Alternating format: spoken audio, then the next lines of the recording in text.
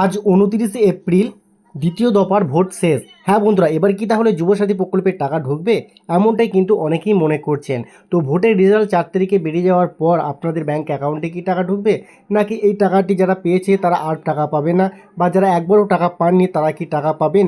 সমস্ত বিষয়টি আজকের এই ভিডিওতে আলোচনা করা হবে। অবশ্যই ভিডিওটি আপনারা শুরু থেকে শেষ পর্যন্ত দেখবেন।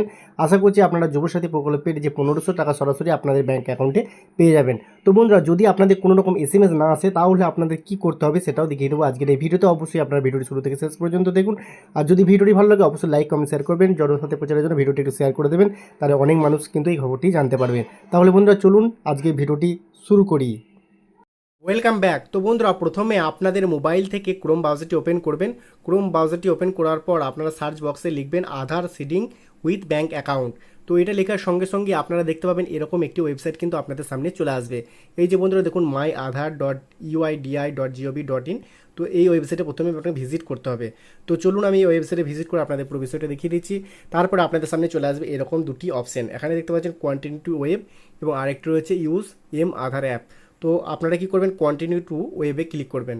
তো এখানে ক্লিক করলে আপনাদের সামনে চলে আসবে এরকম কিছু অপশন। এখানে দেখতে পাচ্ছেন লগ ইন অপশানটি দেখতে পাবেন। তো আপনারা লগ ইনে ক্লিক করবেন। তো লগ ইনে ক্লিক করার পর এখানে ইন্টার আধার নাম্বার, আপনার আধার নাম্বারটা এখানে টাইপ করবেন। ঠিক আছে, আধার নাম্বার টাইপ করা কমপ্লিট হয়ে গেলে এখানে দেখতে পাচ্ছেন যে ক্যাপচা কোডটি আছে, সেই ক্যাপচা কোডটি আপনাকে এখানে লিখতে হবে।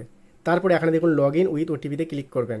তারপরে দেখবেন আপনার রেজিস্টার মোবাইল নাম্বারে ওটিপি চলে আসবে। দেখতে পাচ্ছেন আমার ওটিপি চলে এসছে 29 73 81। 29 73 81। তারপরে এই যে লগ ইন অপশানটি রয়েছে, সরাসরি লগ ইনে ক্লিক করে দেবেন। লগ ইনে ক্লিক করলে আবারও আপনাদের সামনে এরকম অপশান আসবে। এখানে দেখতে পাচ্ছেন কন্টিনিউ ইন ওয়েব। তো এখানে ক্লিক করবেন। এখানে ক্লিক করলে আপনাদের সামনে টোটাল ডিটেলসটা চলে আসবে। এখানে দেখতে পাচ্ছেন আপনার প্রোফাইল ফটোটা দেখতে পাবেন, যেটা আপনার আধার কার্ডে যে ফটোটি দেওয়া আছে সেই ফটোটা কিন্তু এখানে দেখতে পাবেন। ঠিক আছে, তো আপনারা তারপরে দেখতে পাবেন অ্যাড্রেস আপডেট। এখানে ডাউনলোড আধার, আপনার আধার কার্ড ডাউনলোড করতে পারবেন। তো আপনারা একটু নিচের দিকে চলে আসবেন। নিচের দিকে আসার পর এই যে বন্ধুরা দেখুন ব্যাঙ্ক সিডিং স্ট্যাটাস, এই যে অপশানটি রয়েছে ব্যাঙ্ক সিডিং স্ট্যাটাস, এখানে একবার ক্লিক করবেন। এই যে বন্ধুরা দেখুন, congratulation your Aadhaar bank mapping has been done. Aadhaar number কিন্তু দেখতে পাবেন শেষের 4টি সংখ্যা, এবং এয়ারটেল পেমেন্ট ব্যাঙ্ক এলটিডি এবং ব্যাঙ্ক সিডিং স্ট্যাটাস অ্যাক্টিভ। সেটা কত তারিখে লাস্ট আপডেট, এখানে 25/9/2017 সালে কিন্তু আমার এটা আপডেট হয়ে আছে, মানে ডিবিটি লিঙ্ক হয়ে আছে। ঠিক আছে, ডিবিটি লিঙ্ক বলতে ডাইরেক্ট বেনিফিট ট্রান্সফার যেটা বলা হয়।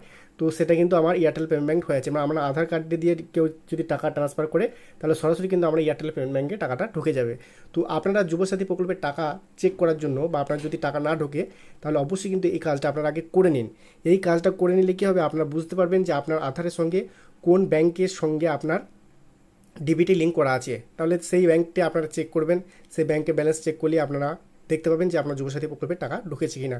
তো বন্ধুরা, আশা করছি আজকের এই ভিডিওটি আপনাদের কাছে অনেক হেল্পফুল হয়েছে। ভিডিওটি কেমন লাগলো অবশ্যই কমেন্টে জানাবেন, এবং জনসাথে প্রচারের জন্য এই ভিডিওটি একটু বেশি বেশি করে শেয়ার করে দেবেন, যাতে অনেক মানুষের উপকারে আসে। তো আজকের মতো ভিডিও এখানে শেষ করছি। দেখা হচ্ছে নেক্সট ভিডিওতে। ততক্ষণ সকলেই ভালো থাকবেন, সুস্থ থাকবেন।